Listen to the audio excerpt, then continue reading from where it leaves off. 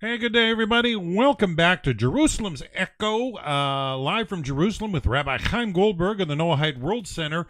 As he mentioned last week, I think today he's starting in on the 8 chapters of the Rambam. Should be exciting. I really enjoy this book. This is one of the first books I bought as a Noahide. I find the Rambam so explanatory and clear in his approach for sure. So, on that note, let's just tune in. Shalom, Rabbi, you're live. I'm going to turn the class over to you. Good evening, everybody. I hope everything is fine. Um, we are doing well, you know, as we can do, as maximum as we can do here in Israel with all of the things that we have. Unfortunately, the war is still in the middle. We didn't finish it, but it's a war between evil and good. So we must win. At the end, we will win. We have no choice. Um, but let's start. First of all, the first thing I want to say, we had a very interesting, how do you call it, event today. Let me first of all, we had a very nice, interesting event today. Let me share the screen for a moment. Where is it? Before we seeing this, can you see my WhatsApp? Yes. Do you know who is this guy? I think you know him. All of you know. Rabbi Shirki, giving him his book. They had a very, very nice meeting today, a very nice one. By the way, we had also as you can see, Yuda, the head of the English department is also here. You see, Yuda is here, and they had a very nice discussion. And soon you're going to see it on the whatever it is. You're going to see it on the screen. The discussion was nice, good. And I think if I will try to nail it, by the way, I don't know if who was there 2 years ago. I was in Tennessee, and just 2.5 years ago already. And I met his son. Okay, and it was also nice to see to speak about his son today. Um, his son drove for 4.5 hours from Alabama to meet us, in this conference. And Rabbi Manis Friedman, we all know, is also speaking with the Noahide people, with the Gentile, with the people who are not from the from the Jewish community only. And he explained everything, but there is still the difference of what we call the Torah Eretz Israel, the Torah that is coming from outside from Israel, and the Torah that is just what we've learned when we were in the exile. And we are trying all the time to show that there is an upgrade of the Torah and what it have to give to the whole world now that we came back to our homeland, and the redemption of a nation, the redemption of the world. I know it's hard days today with the war, but we'll manage. Even though the conversation was very nice and very knowledgeable for both of them, they were very excited one with each other, and soon we're going to publish everything. So this was a note from the side. Let's dive inside to the 8 chapters of the Maimonides. And today we will start with the beginning, with the opening of the 8 chapters of the Maimonides. Okay, so we need to know, first of all, we need to know the Maimonides, he lived in Egypt, not only, but mainly in Egypt, where he wrote down most of the things that we have today. And he wrote it down in the Arabic language. Why in the Arabic language? Why? Very simple. Just like today, the main language that the whole world is speaking is in English. In his era, um, the Muslims were very spread over, okay, all over the Middle East, also in the north of Africa, also in the Mediterranean area. So the Maimonides, if he wanted to speak with the Gentiles, I will call it like that, he wrote his books, his main books in Arabic. Now, he also wrote a book in Hebrew, okay, the halachot, what we call the Yad HaChazakah, the halachot for the Jewish people. This was an inside the book. So he wrote it in Hebrew for the Hebrew people. But the things that he wrote that have also ideology of teaching not only the Jewish people, he wrote in Arabic. And then there was a family in Spain. The name of the family is Ibn Tibon. It was, for more than 100 years, that they were expert with translating the Arabic to Hebrew. They also opened few, I will say, terms. They new terms. They described it. They described new terms. But those books that we have are in Arabic, translated by this family. Since then, we have also a lot of other translations. And in our generation, in the last 100 years, we have also few new translations, but all of them are not so exact. And the reason is very simple. The Maimonides, he saw the translation of this family, and he said to them, Kudus, excellent, okay? Excellent translation. So he agreed with those translations. And now we're going to learn from this translation that was translated from Hebrew back to English, okay?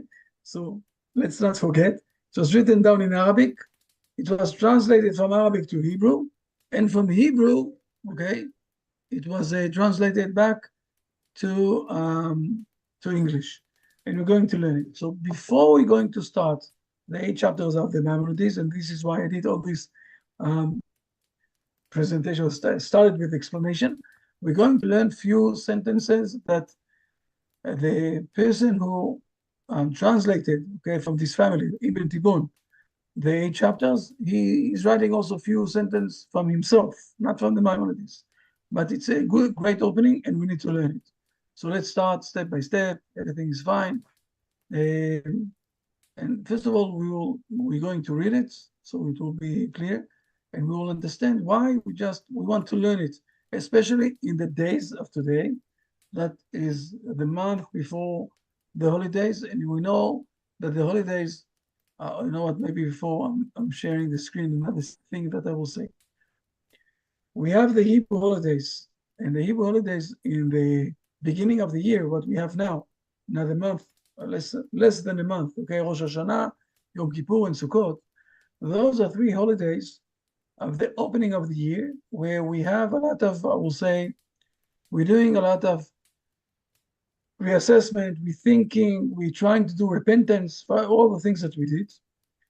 And this is, and we're trying also to accept, to accept ourselves and to announce to the world God that created the world, that He is our God.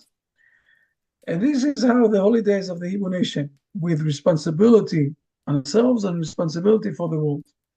I must say that in the last 50 years, since I'm a bit with mind in myself, always when those holidays are coming, in Israel, we are afraid from a lot of, I will say, that the Arabs are going to kill us. And also when they have holidays, it's a reason why they need to go out and to kill us. Now, I don't know how and why holidays for the Arabs is to kill others. I really don't know. I have no explanation for something like that. I don't know. But if you compare holidays to holidays, so this is what we have. And in these coming holidays of the Tishrei, okay, it's in September, Rosh Hashanah, Yom Kippur, and Sukkot. Sukkot is the holiday for the whole nations. We want to prepare ourselves in the right way. And one of the ways how to prepare ourselves in the right way is reading and learning those 8 chapters of the Maimonides. It's a great opening.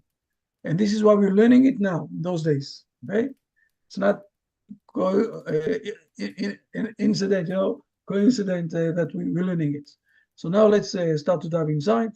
Let me share the screen, and let's start, it's before the introduction, the 8 chapters, we have the foreword. Let's read it step by step. It's not so long, We'll read it all and then we're going to explain a bit things that we've read inside. Please. Okay, forward. The author, Rabbi Moses ben Maimon, may God preserve him, said, the introductory words are by Ibn Tabon. Uh, Oh, we okay. we have already explained in the introduction to this work the reason the author of the Mishnah had for putting this treatise in this order. We have also mentioned the great benefit that is to be derived from this treatise and have promised many times in preceding passages to discuss certain important points at some length in commenting upon it. For although the contents of the treatise seem clear and easy to understand, yet to carry out all that it contains is not a simple matter for everybody. Moreover, not all of its contents is intelligible without ample comment. With all that, it leads to great perfection and true happiness. For these reasons, I have deemed it advisable here to go into a more lengthy discussion. Besides, our rabbis of blessed memory have said, he who wishes to be saintly, let him practice the teachings of Avot. Now, there is nothing that ranks so high with us as saintliness, unless it be prophecy. And it is saintliness that paves the way to prophecy, as our rabbis of blessed memory said. Saintliness leads to holy inspiration. Thus, their words make it clear that the putting into practice of the teachings of this tractate lead one to prophecy. I shall later expound the truth of this assertion, because upon it depends a number of ethical principles. Further, I deem it fit to preface the commentary on the respective halachot proper by some useful chapters, from which the reader may learn certain basic principles which may later serve as a key to what I am going to say in the commentary. Know, however, Please, that yes. the ideas presented in these chapters and in the following commentary are not of my own invention. Neither did I think out the explanations contained therein, but I have gleaned them from the words of the wise, occurring in the Midrashim, in the Talmud, and in other of their works, as well as from the words of the philosophers, ancient and recent, and also from the works of various authors, as one should accept the truth from whatever source it proceeds. Sometimes I may give a statement in full word for word in the author's own language, but there is no harm in this, and it is not done with the intention of glorifying myself by presenting as my own something that was said by others before me. Since I have just confessed my indebtedness to others, even though you scroll it up, even though I do not say so and so said, which would necessitate useless prolixity, sometimes too, the mentioning of the name of the authority drawn upon might lead one who lacks insight to believe that the statement quoted is faulty and wrong in itself, because he does not understand it. Therefore, I prefer not to mention the authority, for my intention is only to be of service to the reader and to elucidate for him the thoughts hidden in this tractate. I shall now begin the chapters, which, in accordance with my intention, are to serve here as an introduction, which is to consist of 8 chapters. Okay, so we have few important things in this introduction, before the introduction, okay, that they must be mentioned and we need to understand them. So let's go step by step. Don't be afraid. It's not so heavy. It's very important points, but it's very good. I will start with the last point that he mentioned, that he is going to mention a lot of things. And he said, not only from the sages of Israel, but also from philosophers and others. And we see one of the most, I will say, important points that the Maimonides is teaching us. It says in Hebrew, Kabel ha'emet mishamra, accept the truth from whoever said it.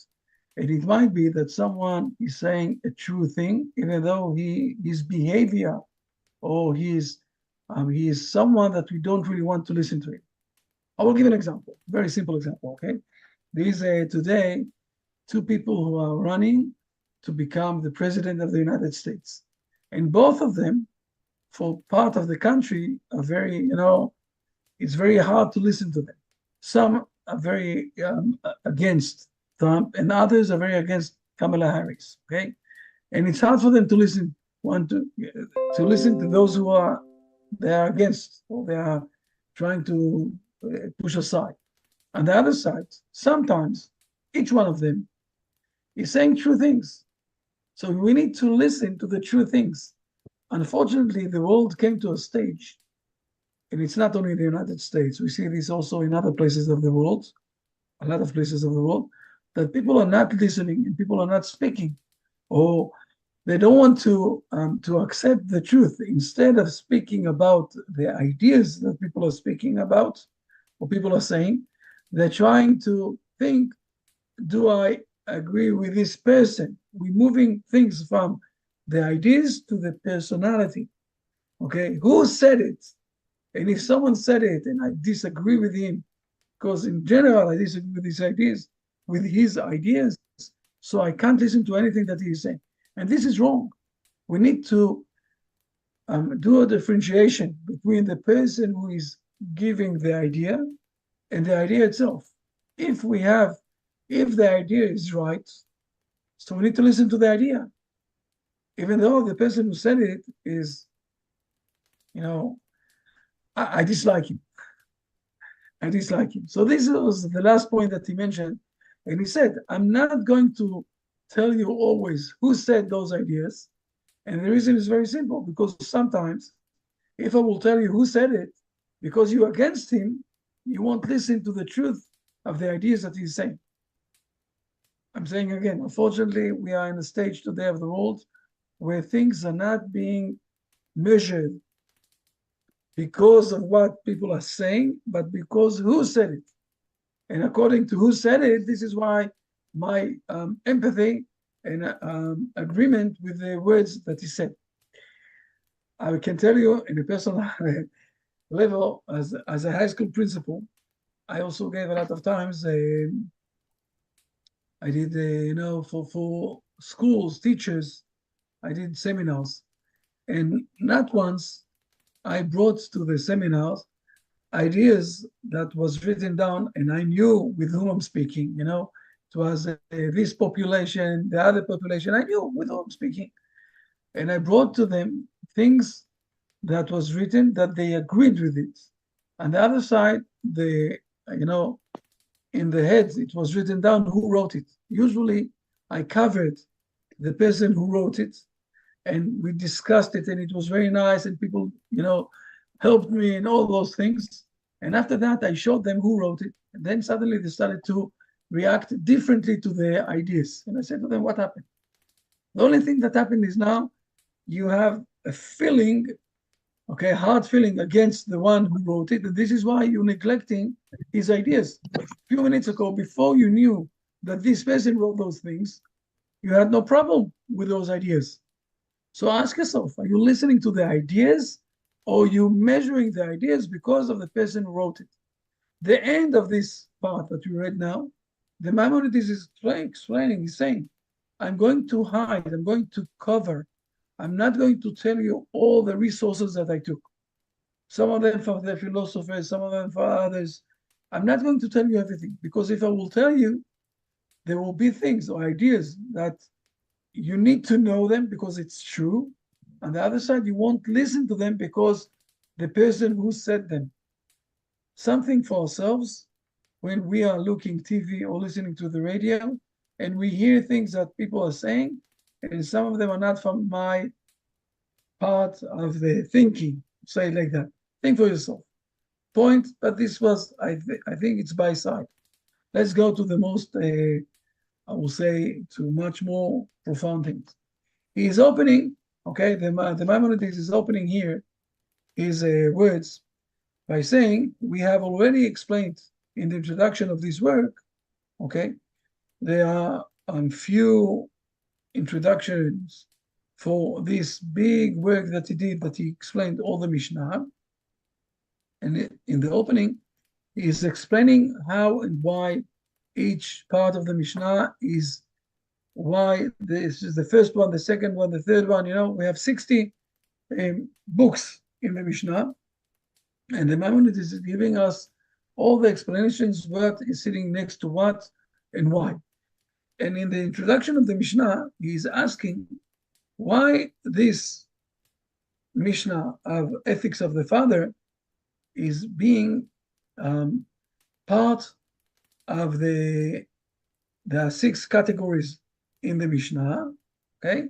6 main categories that is being split down to 60, we'll say, books. But in the 6 categories, one of the categories is the relationship between man and his fellow man, and how not to harm him, not to harm his, goodies, whatever it is, how to buy one from each other, okay? All the structure, I will say, of the judgment between people, okay? If someone, for example, accidentally bumped into the car of another one. So we need to go and to decide exactly how much, who is responsible, who needs to pay to whom, right? We're going to the courts for all those things. And at the end of this part, that is basically teaching the lawyers and the judge people, how and what exactly is the laws between man and his fellow man for everything that is being between those two. The end, he is bringing, or Rabbi Nasi is also bringing this part of the ethics of the fathers. And the Maimonides is explaining that there are 2 reasons for that. First of all, in the beginning of this of the ethics of the fathers, we have all the, I will say, the chain of how exactly the Torah, the oral Torah, passed from one sage to another sage. So we need to respect them. Fair enough. And then he is also giving another idea that we need to learn from the sages how they behaved, and therefore we need the judges need to know how they need to behave also. The judge, they need to behave in the right way, in the right manner, in the right humble, whatever it is, all the things that are being taught in the ethics of the fathers. And this is something that is a bit bothering me, because if the reason is that the judge needs to know and to learn how to behave, why is it the simple people, they're supposed not to behave in the right way? It speaks only, this part of the Mishnah, it speaks only for the judge people? Of course not. I think that there are Maimonides here is hinting us something that is related with the Kuzari. If you ask me, Dan, I think that this part we never learned together. The Kuzari is a big book. But let's look for a moment at something very interesting. I want to remind us all that the Maimonides is saying on himself that he saw once his father took him to Rabbi Yehuda Halevi, who wrote the Kuzari. And Rabbi Yehuda Halevi was a very old man already with a white beard, long white beard, and he spoke about the Kuzari. So the Maimonides knew the Kuzari book. I won't go inside too much to this. Just I will say also that they were in the same, I'm calling it Beit Midrash. They were in the same string of inheritance of the oral Torah. Okay, ideas that we find in the Kuzari, we find also in the Maimonides. And let's jump for a moment to the Kuzari. And let's see an interesting discussion between the sage in the Kuzari and the king of the Kuzar. Okay, Kuzari, so it starts like that. It's in part 3. Okay, it's 3, and let's read 2, 3, and 4. Okay, please. All right. Okay, so this is in essay 3, Rabbi. Yes, essay 3, 2, 3, and 5, and 4. Okay, so 2, 3, 4, and 5. Al-Khazari says, give me a description of the doings of one of your pious men at the present time. The rabbi responds, a pious man is, so to speak, the guardian of his country, who gives to its inhabitants provisions and all they need. He is so just that he wrongs no one, nor does he grant anyone more than his due. Then, when he requires them, he finds them obedient to his call. He orders, they execute. He forbids, they abstain. Now, it's amazing, and this is why he's asking the Kuzari, please read 4. Al-Khazari says, I ask thee concerning a pious man, not a prince. Okay, we're speaking about someone who is controlling the country, or we're speaking about the person. I asked you for, righteousness, a pious man. And now listen to the answer. Now, we're not going to read all of this. It's a very long one, okay? But we're going to read at least the beginning, so we will understand, okay? Please. Okay, the rabbi responds, the pious man is nothing but a prince who is obeyed by his senses and by his mental as well as his physical faculties, which he governs corporally. As it is written, he that ruleth his spirit is better than he that taketh a city, from Proverbs 16:32. He is fit to rule because if he were the prince of a country, he would be as just as he is to his body and soul. He subdues his passions, keeping them in bonds, but giving them their share in order to satisfy them as regards food, drink, cleanliness, etc. He further subdues the desire for power, but allows them as much expansion as avails them for the discussion of scientific or mundane views, as well as to warn the evil-minded. He allows the senses their share according as he requires them for the use of his hands, feet, and tongue as necessity or desire arise. The same is the case with hearing, seeing, and the kindred sensations which succeeded them. You scroll up. No, it's enough. It's enough. The most important thing here is that we see that every person in this world, he is also a governor on his body. Okay? Every person in this world is a governor on his body. And the body that we have, the body, I will say, the character that we have with ourselves is something that we need to control. And it's similar, this is what in Proverbs we hear, is very similar to a governor, okay? We need to control and to give the right, I will say, things for everything, and the right place for every power that we have, and we need also to control it, not to give it. We're not animals, I will say like that. We don't need to give it freedom of to do whatever it wants to do. Okay, now I want to kill someone, I will kill him. Now I want to smack someone, I will smack him. And if we understand that the basic, I will say, idea that every person in this world is also a governor on himself, and this is the beginning, this is the outcome, this is the first step for everything. This will help us also to realize why the Maimonides is telling us that in the place of the judges, those who are governing the country, okay, deciding who is to be, I will say, who is right and who is wrong, who needs to pay to whom money, whatever it is, those people are supposed to behave in a way that in the personal level, they're in a very high stage, and each one of us is supposed to be in this side. This is, I will say, an opening statement of this ethics of the Father. We need to behave in the ethics days, ethics behavior. But it's only the beginning, because if you will read, and we're jumping back with your permission, after we've learned this nice paragraph, that every righteoushood, every person in this world is a governor on himself, and from there he can be, something for others. I'm jumping back to this part, and we see that it's not enough. He is mentioning, this is what I wrote then, that every person is supposed to be also a governor on himself and to behave in the right way. But he is continuing us onwards, and he's saying something that we need to realize for a moment, that every person here,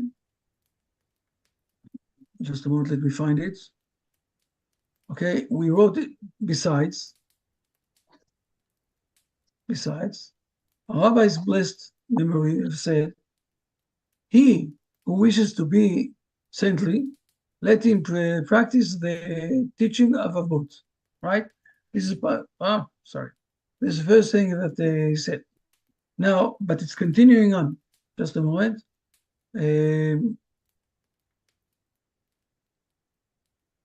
It's continuing on.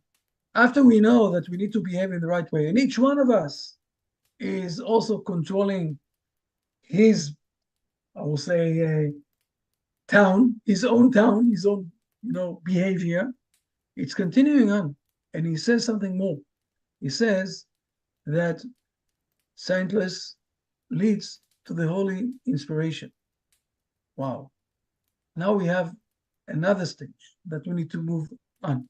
Okay. There are two, I will say, levels.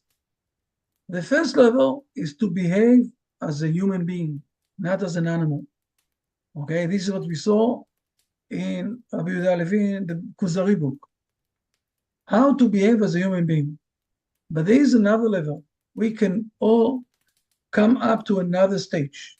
And the other stage is to also have the holy inspiration, the connection with God. And it's related with a question about our behavior. And we said it more than once, and I can give here a few, I will say, quotes that we already said a few times, okay? God is asking us to imitate his behavior. In his behavior, for example, he is giving space to us for us to live here. So he's asking us to give space to others also to live here. It is just the opposite of a wall. And when we're managing to behave in the image of God, not only that we have the image of God as a default, we all have the image of God as a default, but we know also how to behave in the image of God, in the way that God is behaving. This is where God is putting his presence on us. Now we're starting to realize that this ethics of the Father is one of the most important parts of this book, of the Mishnah, because the Mishnah is teaching us how to behave in all sorts of ways, in few ways, between husband and wife, between men and fellow men, between, men and God, whatever it is, how to behave in the Temple Mount, how to behave in purity with a lot of things.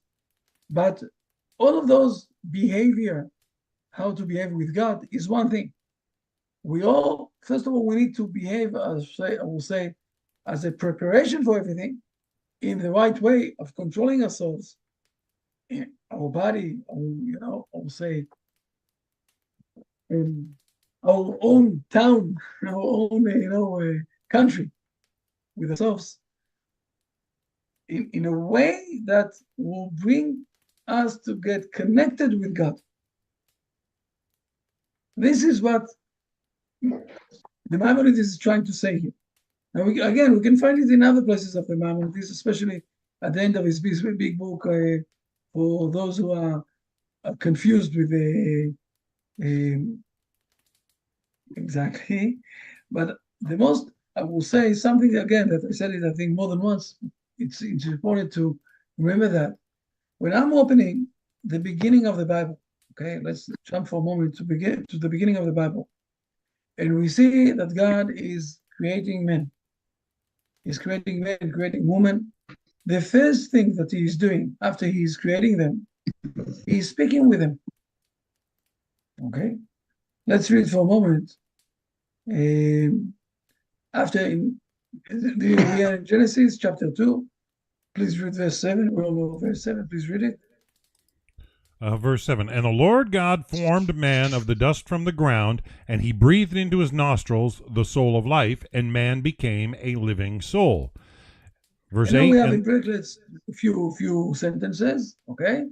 And we continue on, and we jump after we're speaking about all the 4 rivers, whatever it is. And now let's read for a moment 15, 16, okay, and 17, please. Now the Lord God took the man, and he placed him in the Garden of Eden to work it and to guard it. And the Lord God commanded man, saying, of every tree of the garden you may freely eat. But the tree of 17, the knowledge. but of the tree of knowledge of good and evil you shall not eat of it, for on the day that you eat thereof you shall surely die. What I want to say is that a world without prophecy, without the speak, without the knowledge that God is giving us, is, I would say, a useless world. Okay, it's a world with a lot of we are very lonely. We are searching for purpose of life, whatever it is, because God is not coming or not showing himself to us, not speaking with us, not being with us. So when God is creating man, the first thing that he's doing is speaking with him. We saw the same thing in chapter 1. And the prophecy is very related with the behavior of men. If the wording of God is to fix the behavior of men, as we can see here, go to the good, don't go to the bad, do the right things. If you won't do the right things, you will be connected with the bad things. So the prophecy is to guide the humankind in the right way of good and not bad. On the same level, the behavior of good is related inherently, it's very inside part of being human being in this world. And this is the ethics of the Father, okay, that is trying to teach us this thing. And this is what he wrote in this beginning. He said, not only that it is important to behave in the right way, but it also will give us the relation, the connection with God, with the holy inspiration that we have. And then I want to teach another one point, and then I will give Rabbi Shmuel that came here. Good evening, good to see you. I will give Rabbi Shmuel also to say a few words. There is a very important things in the Talmud, okay? It says, and he's reminding this also, just a moment. I will show this in the Talmud, but he mentioned it also. Just a moment, let me see where it is. And I think it's after that, just a moment. Just before that. He wishes to saintly let him practice the ethics of the vote. Okay, let's go to this part. Okay, I want to show you. Sorry, I want to show you this paragraph in the full way. Okay, so let's jump for a moment to the full thing. Please read this one. Rav Yehuda says. Rav Yehuda says, one who wants to be pious should observe the matters of the tractate Nezikin so as to avoid causing damages to others. Rava said he should observe the matters of tractate Avot, and some say he should observe the matters of tractate Berachot. Let's first of all understand those three things. Each one of them is saying something else. Now we need to remember that when we speak about ideas, I will say Agadah, what we call Agadah, they are not being in a debate one with each other, but they're more completing one each other. Each one of them is showing different angle of the idea. And basically, what they're saying to us, those three, that to be a pious, to be a great person in a fully way of behavior, there are three kinds of relationship that we need to learn in the best way that we have. The first one is what we call Nezikin. Nezikin is causing damage. How not to cause damage to your friend? Okay. The second one is what is being also mentioned here in the Maimonides about Avot. Okay, how to learn, how to behave in the right way of ethics. Avot is the ethics of the fathers. And the third one is speaking about Brachot. Brachot is blessings. So basically we have here three different, I will say, angles how to look on things. If you want to become a pious, if you want to become someone that is righteousness in the right way, in the Hebrew tradition, you need to be, I will say, in a fully behavior with the relationship between you and your fellow man. This is not causing damage and behaving the right way with your fellow man. You need to be perfect with yourself. The ethics of the Father. Ethics is something inside me. No one can control me. We saw this in the also in the verse of the observes. The Proverbs. How do you say this? Saw this here in Proverbs. Also, we saw that. Okay, so the ethics is something inside me. No one can decide for me how to behave in this way or in another way. Only I can control myself. And how do I can prove that? In a very simple way. If someone doesn't know how to behave, we're putting him inside the jail. You don't know how to behave. That's it. We have nothing else to do. And brachot is prayers, is basically blessings. It's related with God. So we need to have also the right relationship between man and God. So there are three things that we need to remember. And the Torah is giving us all those three in the right, I will say, measurement one with each other. The relationship between man and his fellow man, the relationship between man and himself, and relationship between man and God. By the way, if we will look on the 7 commandments, we will see that there are 3 pairs, 2 pairs between man and God, to believe in God, not to curse God. Okay, those are connected with between man and God. 2 between man and himself. It's the relation that he have with his wife, and not to do immoral sexual behavior. It's related between him and himself, and also eating from a live limb. So it's the opening statement for every right behavior that you have to have patience. Okay, with yourself. And the last 2, don't kill and don't steal. It's relation between man and his fellow man. Those are I will say, the triangle of the 3 behavior that is giving us, I will say, the order how to have the right relationship with yourself, with God, with your fellow man, and then to become a pious, to become someone that righteous, that he knows how to behave, and it will lead you also to a stage that you're imitating God, or you're connected with God, and he will put his holy inspiration inside you, that you will be one of the people here in this world that God is leading you. God is moving you to the next stage, and you will be able to be a light for others. This is the opening statement of the Maimonides and the family that translated the Maimonides. Before we go into the 8 chapters, that is an opening for the ethics of the fathers.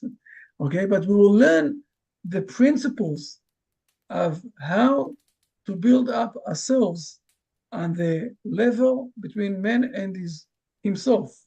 Okay, and in those 8 chapters, next week I think that we have a meeting with Rabbi Shulman, but here I'm going to give, I'm not going away yet, so Rabbi Shmuel, please, if you want to say something, what we've learned, basically, מה שלמדנו זה ההקדמה של 8 פרקים לרמב"ם, החלק הראשון. Yeah, I mean, what I'd like to say in relation, as a follow-up to what Rabbi Goldberg had mentioned, is that fundamentally, Maimonides is based on the fact that we all have freedom of choice. And based on that freedom of choice, we are expected to make the right decisions based on the spirit of what the Torah is giving us. Even if, as the rabbi illustriously divided the 7 Noahide codes into 3 parts, these parts, no matter how many commandments a person shares, they all are part of that basic triangle. And that is like an a priori, a very fundamental introduction for being a decent human being. And in the ethics of the fathers, which he also had mentioned, when we talk about heroism is somebody who expresses self-control. And essentially, before even getting to the question about whether people are acting properly on a legal basis or are subject to, God forbid, to be subject to acting improperly and going to jail, fundamentally, the question is our base a base which is fully moral and ethical? And I think one of the evil situations that the world is encountering in the last couple of years in general, in the last year, probably more than many years before, is a very breakdown of the backbone of basic morality. And that's something that we need to be worried about. But worry about is not something to just emotionally think. We have to try to build up patterns of decency. And I'm sure the rabbi in his very nice presentations will bring through Maimonides in the 8 chapters how one actually develops that backbone of being a moral individual. As he also mentioned from the beginning of Genesis, not the specific example that he brought, but when Cain goes and kills his brother, and that's after Adam and Eve do not take the authority of God as something which they are totally committed to, you can imagine what kind of world we would have if we would ignore the legal system entirely and we would tolerate corruption. Matter of fact, a portion of the week read yesterday deals fundamentally with the judicial system, and that's a sort of an introduction to any human type of behavior. The rabbinical legends mention that the legal system and its importance exceed even the building of a temple, because Judaism or religion as a whole can survive and without a temple. But a lack of ethics and proper legal behavior is something that would turn our world over in the negative sense of the word. So I think it's very, very important that the rabbi is dealing with these issues, and I'd like to praise him and Dan and all the staff that are promoting the idea of extending our ethical behavior. It is so essential in a world of financial and particularly political and violent corruption that we need to have something which is contrary to that, something that will build up faith between people. That's what I'd like to share with you today briefly. Well, thank you, Rabbi Shmuel. Always good to hear from you. It's so important. I think Noahides need to realize that without the establishment of ethical parameters, all we have is marshmallow culture to build with. Unless you have parameters of ethics, right? Everybody's just going to be screaming, everybody's got to be nice, and there has to be some defining parameters of ethics in function. And if there's not defining parameters, everybody's just opinionated on what's nice, and they don't realize where toxic positivity is damaging. And sadly, to cause things to grow, you need to have framework, and the ethical foundations are they need to be clear to everybody. Very, very, very important, or else, all we're doing is building a marshmallow culture that is subject to what everybody thinks is just nice or kind or whatever. And so there's framework to ethics, and I know that this book, the 8 chapters, gets into some basics of how life should function. And I like how rabbis touched on the points between you and yourself, and you and others, and you and your family. I mean, these are important matters for basis in order for communities to actually flourish. Everybody wants communities to develop, but without the conduct, the ethical conduct that Rabbi Hirschler just mentioned, you've got nothing to build with except a subjective opinion. So, I feel it's so essential, and I'm very happy that that's the subject matter chosen to learn now. I really think that's number one. It's so fundamental. Really believe.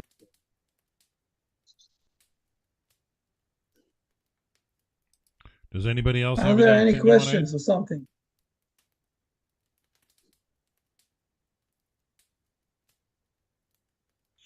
The group's pretty quiet today. Yeah, Bart, anything you want to add? I see Jacob just got into the room, so yeah, Jacob's always got what to share. I mean, the need for ethical standards, Jacob. Yeah, yeah. No, I just noticed, and I wanted to ask about this. If there's any source in Jewish sources about the verse, the first verse you read, when it says he placed him in the garden. I noticed that the root of that word was Noahide, and which means rest, but it also is connected to the name Noah, and that the next verse is where the rabbis derived the Noahide commandments. I just wondered if there was any source kind of connecting those two. No, I'm not 100% sure that I understood everything that you said. Again, please. What exactly is your question about this verse? The word place, he placed him in the garden. Now this, what is the question about the word placed? Yes, please. Is there any source connecting the next verse where the rabbis derive the 7 Noahide commandments with the root Noach, or the root Nun He of to place? Because there is also the word Noach inside there. This is what you said. This is what you're asking. Yeah. Because you see also the word Noach inside. I don't know. Maybe Rabbi Hirschler knows. I don't know. I can say something a bit else here, that it says that God took the man. Now let's understand. Every time in the Torah that it says that God took someone or someone took someone else, so we need to understand it's 8 times in the Torah, okay? And each time Rashi is teaching us how exactly it happened. And this might explain, in a moment I will explain the connection with you. So for a moment, just let's see for a moment, what is the meaning of he took him, okay?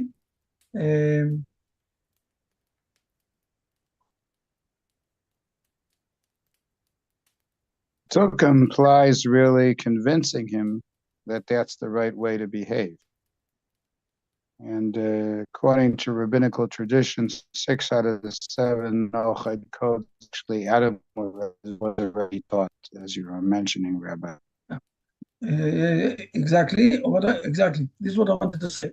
The word took, just a moment, where is it? It's jumped for me. Oh, it is. You see? Please read Jacob. You took him? Look, he took him with pleasant words and enticed him to enter. So it's something that is pleasant. The word Noach is pleasantly, okay? And the man got convinced in his mind to go inside it.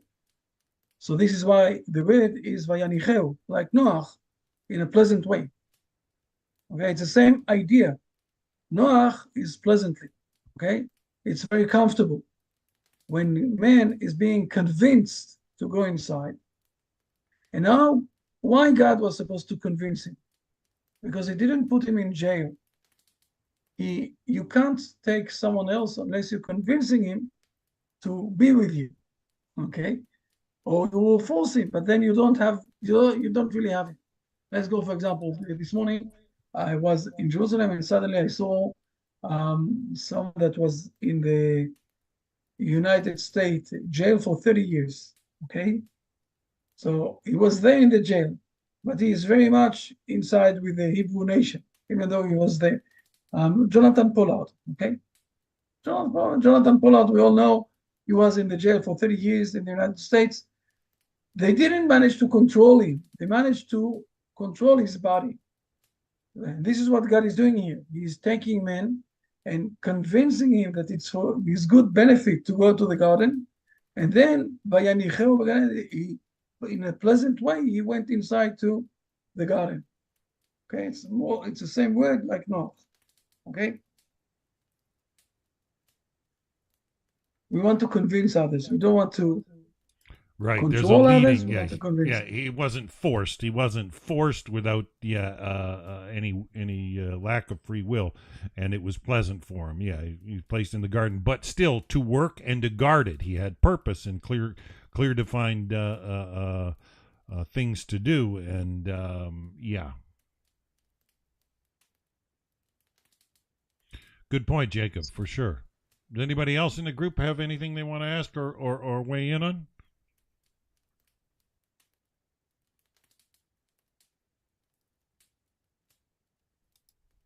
I guess This my might only not po- be the right, this might not be the right one thing, but there's a Muslim Arab. His name is, I don't know if I'm saying it right. It's Loe El Sharif. Do you know him? He is bringing peace between Israel and the Arab countries. This is what his goal is. And between humanity. This is what he's saying. I was kind of taken by him, where he wants to bring everybody together. And that is, it's a goal for humanity to bring everyone together. I don't know if you know him, but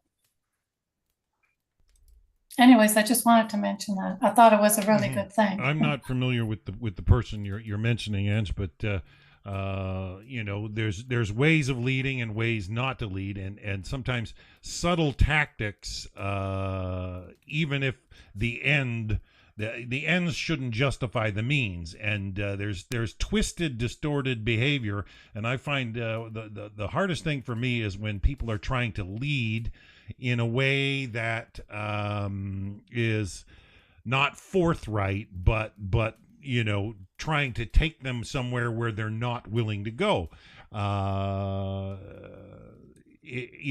The ethics need to be established for sure, so that people understand a code of conduct. But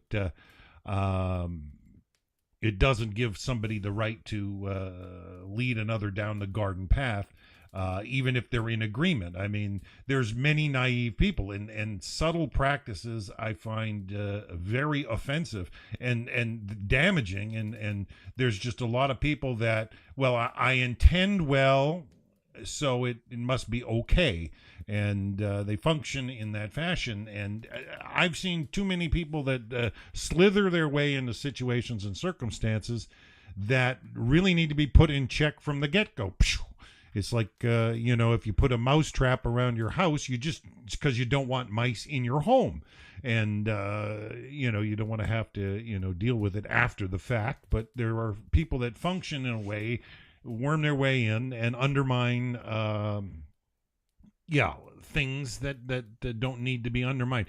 So, it's a question of ethical function. If this person's got a good target that's honorable, but how are they going about it? And I think what the rabbi is trying to get across to us today is that there's ethical means to have dialogue. Let me say something. Okay, let me say something. Dan, you're more than right, but the truth is that we have relation with I'm not allowed to speak too much at this point of time. And we're writing everything now, and we're also getting permission from the Arabs. Also, I will say things in general. We have relations with the Arabs in Syria, Arabs in Iraq, Arabs in Saudi, Arabs in the Emirates. All those, we have relations in two levels, in the theological level and also with the political level.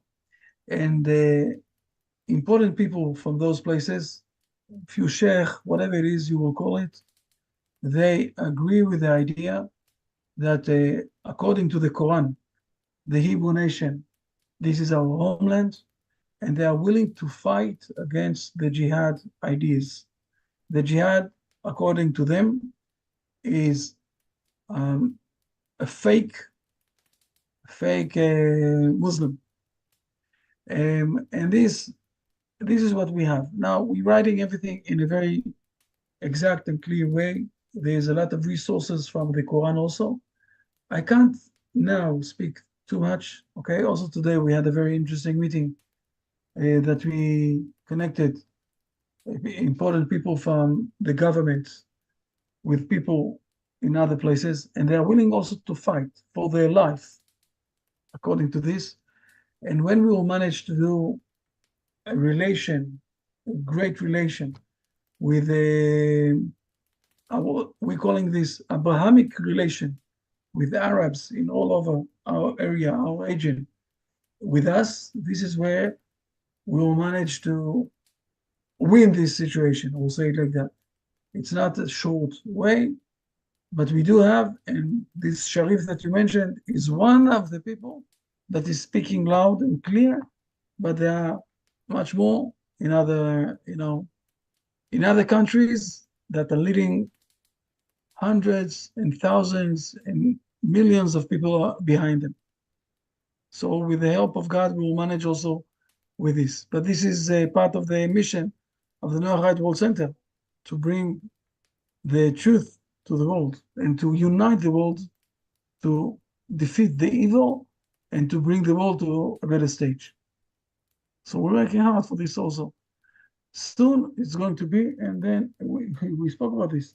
Then we're not going to publish it only in Hebrew and Arabic, but also in English and other languages. All of these things. I need to stop now.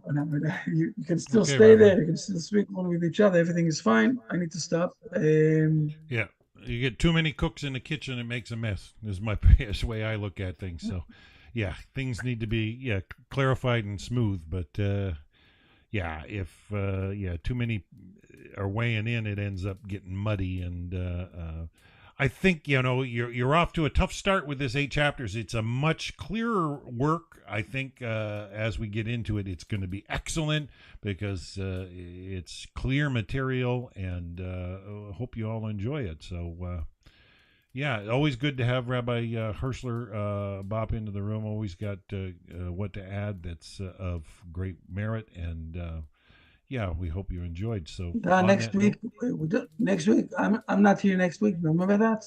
We don't need to say anything now. I'm not here, but you have with Rabbi Schulman, right? Yeah, I'll be doing a broadcast with Rabbi Schulman next week. Yeah, I've got, he does this 3 sessions of the same material, one in for Australia and Asia, one for Africa and Europe, and then one for the Americas, and I always broadcast the third one.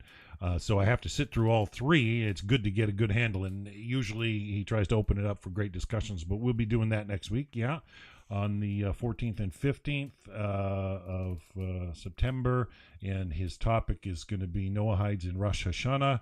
I'm sure it's going to be very, very interesting, enlightening material, and we always get a good crowd on the 3rd session, which always adds for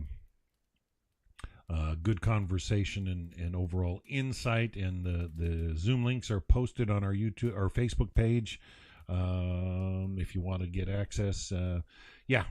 So excellent material. But Rabbi, so 2 weeks from today, we'll aim to be back with more of the 8 chapters? Yes, and hopefully I will send also before that things that you will be able to learn a bit and to see as a preparation for the next 2 weeks from now.